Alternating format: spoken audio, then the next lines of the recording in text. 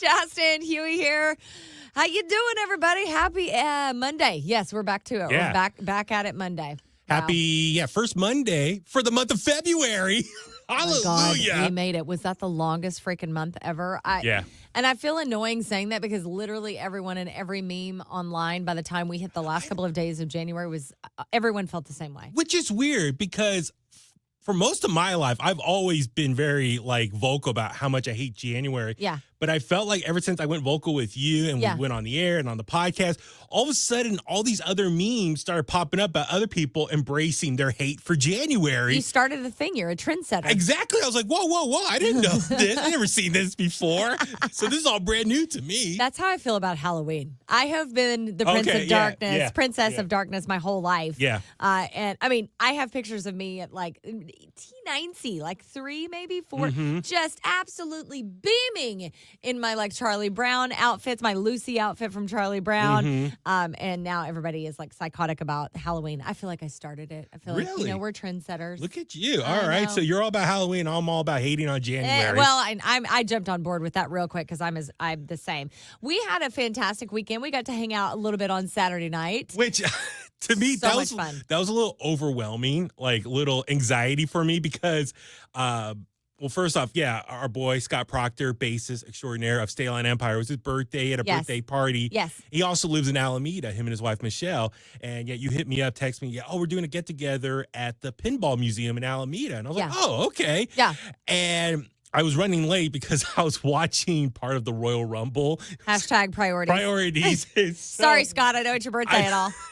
The whole damn State Line Empire family is down there, and you're like, I'll be right there. Come on, Scott. Book it later in the night. I got my priorities, things I'm interested in, I need to watch. Yes. But so I watched half of it, and I was like, all right, I'm going to come back you and paused finish. it just I paused for it. us. I'll come back later. So nice. But yes, I walked into the Pinball Museum and seen, everyone, the State Line Empire family there. I'm like, whoa. Sensory overload, all of these people I love are in my hometown. I know. It's so rare, people come visit me in Alameda. Yeah. So I'm like, oh and my God. Everybody was there at one time. Yes. I'm like, whoa, hey, hi, everybody. As soon as you walked in, and you were late, so we were all kind of gathered there in the same area. So you walk in, and it was literally the mayor of Alameda showed up, and everyone's it was like a line of hugs. Hug. It was hilarious. Plus, you have the added fact that the Pinball Museum is very loud because there's a couple hundred pinballs, but ping, pong, pong, ping, pong, pong, pong, so loud. But it was so much fun. So thank you for being there. Thank you, Scott, for having the whole family out for your birthday. Happy birthday. It was so much fun. And that was Cody's first pinball experience. Oh, really? It was. That was my first one in a long time. That place is rad. So that place has been there forever, at least 15 years. I'm just throwing a guess out top of my head. But when it originally opened, it was just the one room when you walk in. Oh, okay. Because that used to be, my brother's going to kill me if I don't know this. Was that the record store? Yeah, it was the old record gallery. That's right. So that used to be a record store. And then they moved out, and actually another location, they got closed down. Anyway, it was just initially one room with all these old pinball machines. Yeah. And I went in there a couple times back in the day when it first opened. I'm like, oh, that's cool. All right, I played all the pinball machines. I'm done. Yeah. And I never went back since. And I had no idea it expanded to There's 5 rooms. 5 rooms with different machines and different themes and different rooms and the decor, fresh paint and just cool colors in there and design. I was blown away. I was like, oh my God, I could come here more often. It's really neat. It would make for a really cool date night. Yes. It's just a cool place to go. There are machines in the museum part that date back to the 50s. Yeah. I didn't play on those as much. I wasn't in that room, but the other ones I was playing, they were all from the 70s. The upkeep alone on all of those pinball machines must be unbelievable. And it's cool. So you walk in, you play, you pay one flat price. $22, I think it was, for unlimited. For the day. So you can play for an hour, go across the street, grab a drink at the fireside, grab a burrito at the taqueria right there, come back, or just walk around Webster Street there.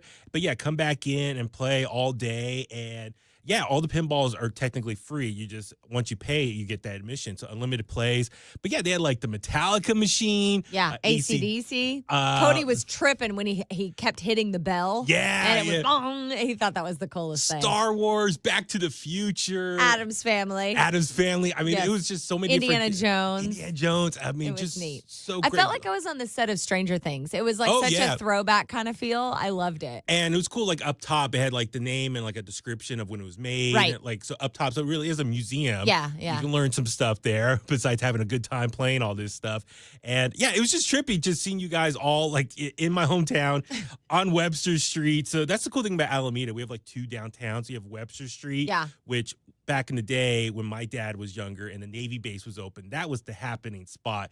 That stretch of downtown road, all the sailors will get off at the Navy base and walk around, go to the bars.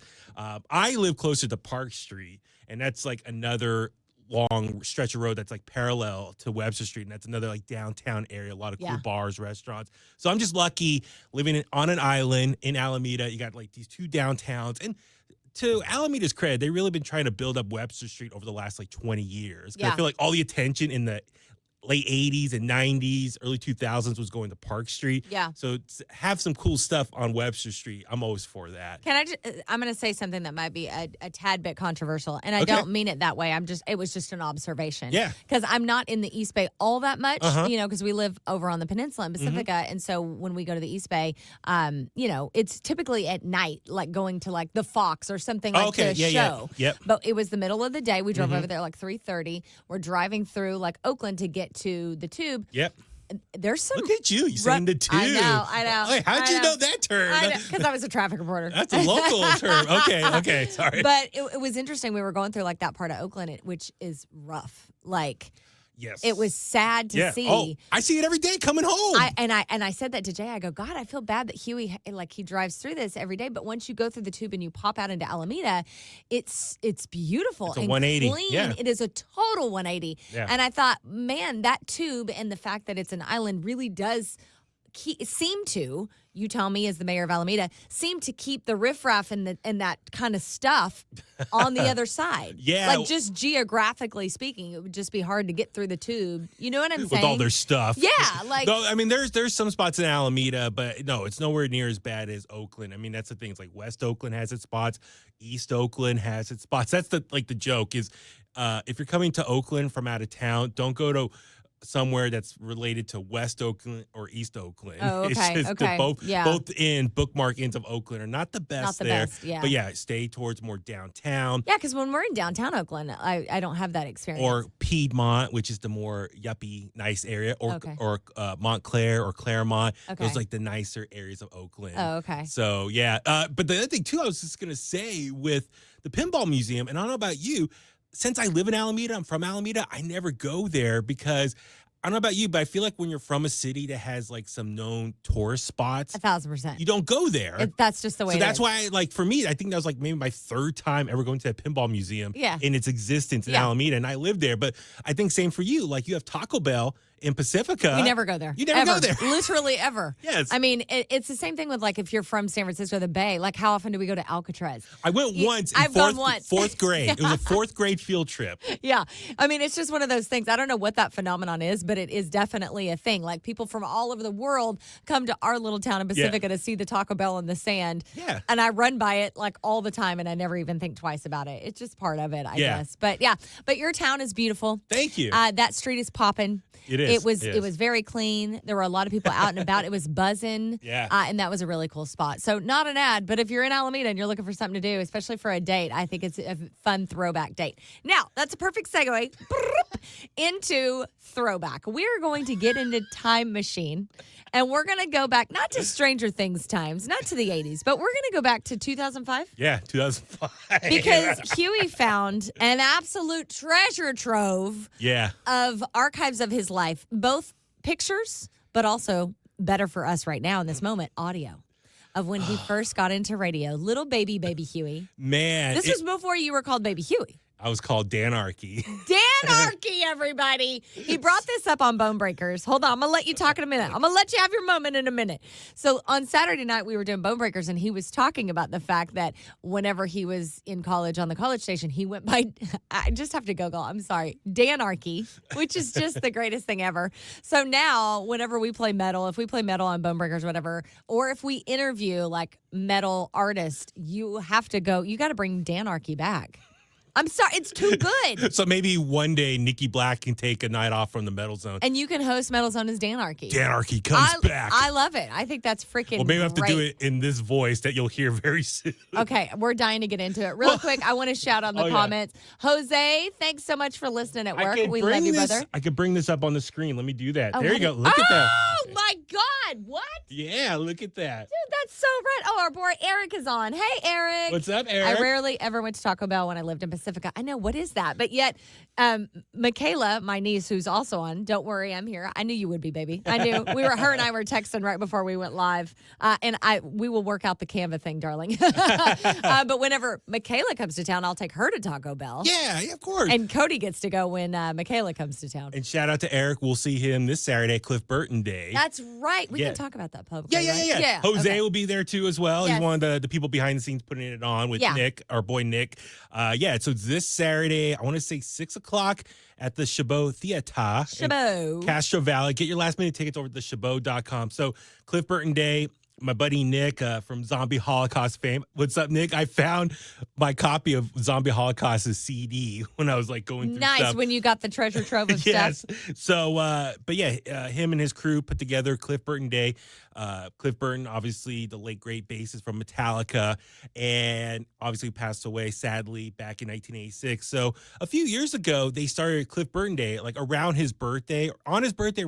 His birthday is February 10th. Right. So around that time, they like to celebrate the life and legacy of Cliff Burton, and they've. I remember when they were rallying to make that a day. Yeah, and then cool.